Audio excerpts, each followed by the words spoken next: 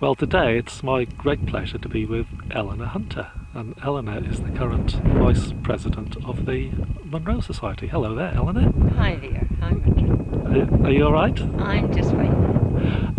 Well, I think for the purposes of this interview, Eleanor, it may be quite nice to firstly talk about how you got into the hills and the sort of mountains. When did that happen?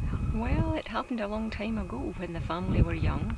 We used to take a week in the Lake District every year. We didn't climb in the Scottish Hills, but we followed the bridle paths in the Lake District. And as the years passed, the children, instead of being behind and needed coaxed, suddenly I was the one at the back.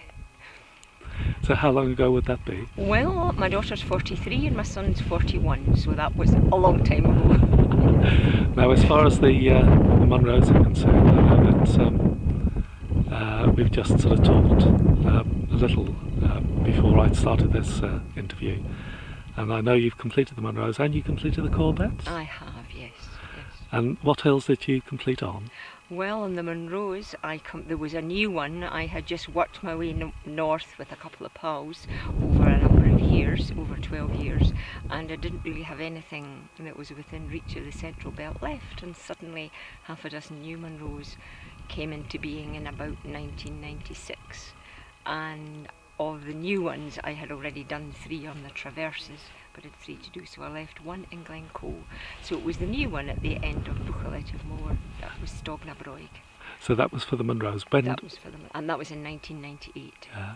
And the Corbettes? And the Corbettes I completed less than 2 years ago, and that was a Corbett near Slough Summit called Carnasoe in Strathdern, and my son, who didn't appear for the start of it, suddenly phoned and said he was in Strathdern and waiting for us, but there was a different Strathdern just a few miles down the road. How mad can you get? Well, and I had a big group on that. I had a big group on both days, yes. Yeah. Well, congratulations for those 2 round finishes. Are you either doing or contemplating the Grahams or not? Well, I've done 1 or 2 with people, and I'm not against doing them, but I'm not looking at a list and ticking them off. I might do it on a winter's day or a day that I'd started late, something like that, but I'm not doing the round. I'm redoing some of the Corbettes with friends who are well on their way to completion, and doing more, going back to the Munros, which were just magical for me.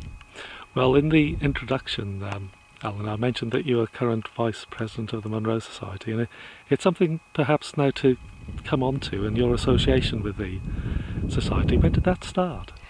Well, I think it was 2002, but I was not a founder member, but through a friend heard about a meeting that was taking place in Dundee about the possibility of forming a society, and with him for the inaugural meeting.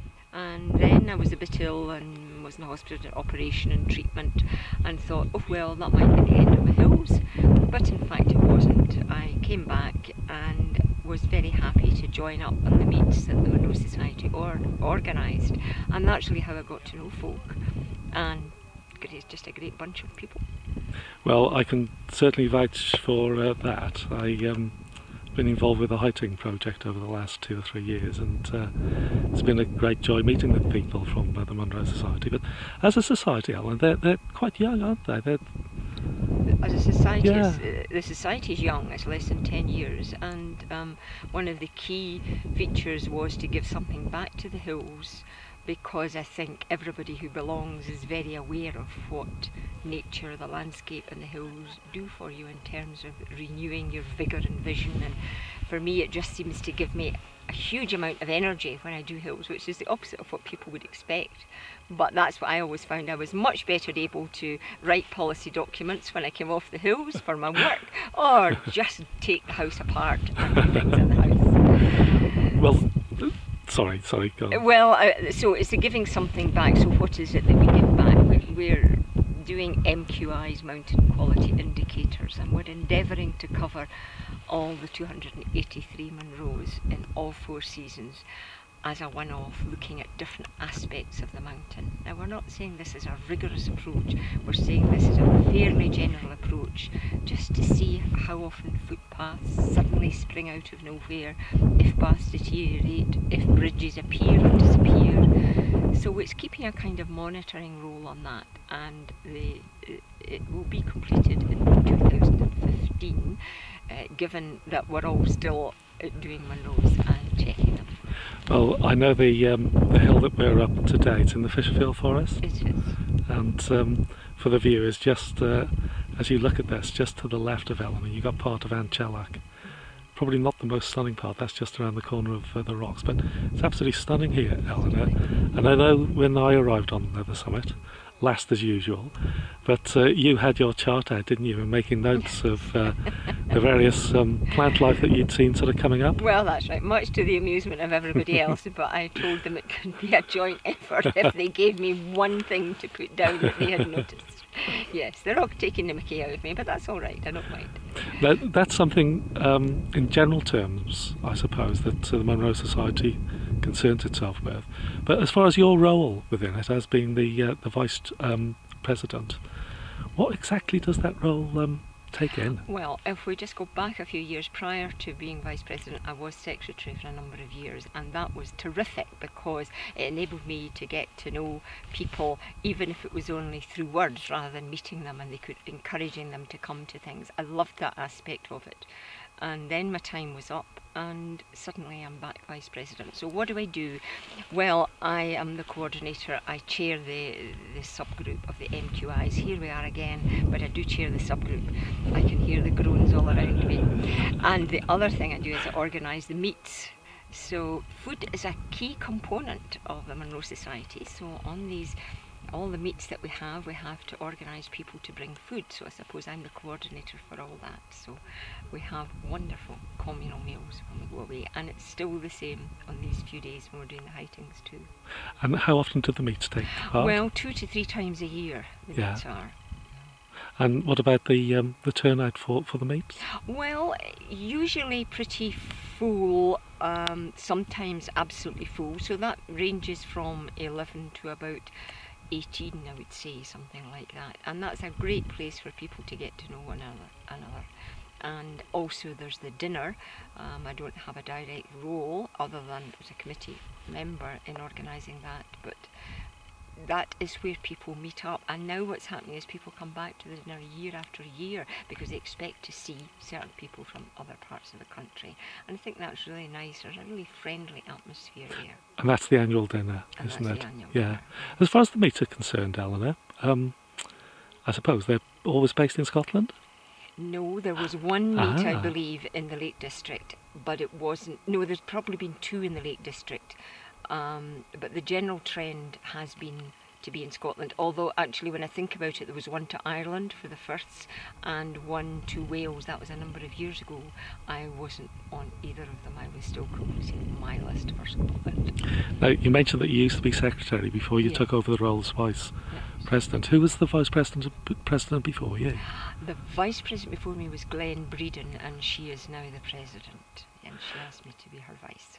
Is there a designated set period of time for the different roles? It's 2 years for each role, and except for presidents and vice, you can be re-elected for a further 2, but not for those 2, you just move on.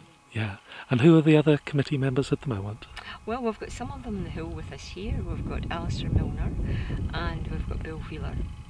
Then Bill's the treasurer, and our secretary is Peter Willamette, and he's coming up tonight. He's on Gia just now, helping to lay a footpath. So there is involvement with footpaths too. And then the others are Stuart Logan. He's also here. He's the one in the kilt. Goes everywhere in a kilt. He's not the only member of the Munro Society who goes everywhere in a kilt. I was at a second completion a fortnight ago, and this was Colin Walter, who has gone everywhere in a kilt and doesn't appear to eat much food either. So he's a kind of separate being.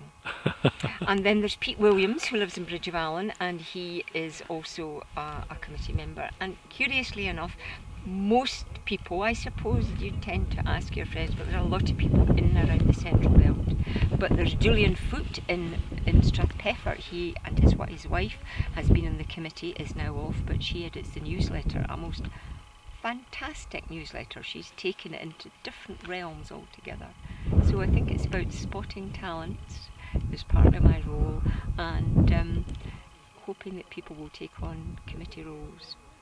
And as far as membership is concerned, Eleanor, it's a bit of a silly question, but is it just open to completers of the Munros? Yes, it is. Yeah. That has been debated. Maybe if you were into your last 30, you should join. But so far, we've resisted that, and it's only open to completers, with, of course, the accusation of being exclusive. But there you are. Have you? Has there ever been any debate about or consideration of taking in Corbett completers at all, or not? I cannot think that people will do their Corbetts before they do their Munros. I mean, at one level it makes sense to do the Corbetts first and lower, but in actual fact they're quite hard because there's a few paths and everything. So no, people tend to do the Munros first and then go on to their Corbetts. So how much longer have you got left now as Vice President? Well, I've got about 9 months left as Vice President. Well, I hope you enjoy those 9 months, Eleanor. It's been lovely meeting you and also speaking to you today. And I don't know if you've got anything else to say about being Vice President of the Munro Society? No, I think we've covered things pretty well. Well, Eleanor Hunter, many, many thanks. Thank you.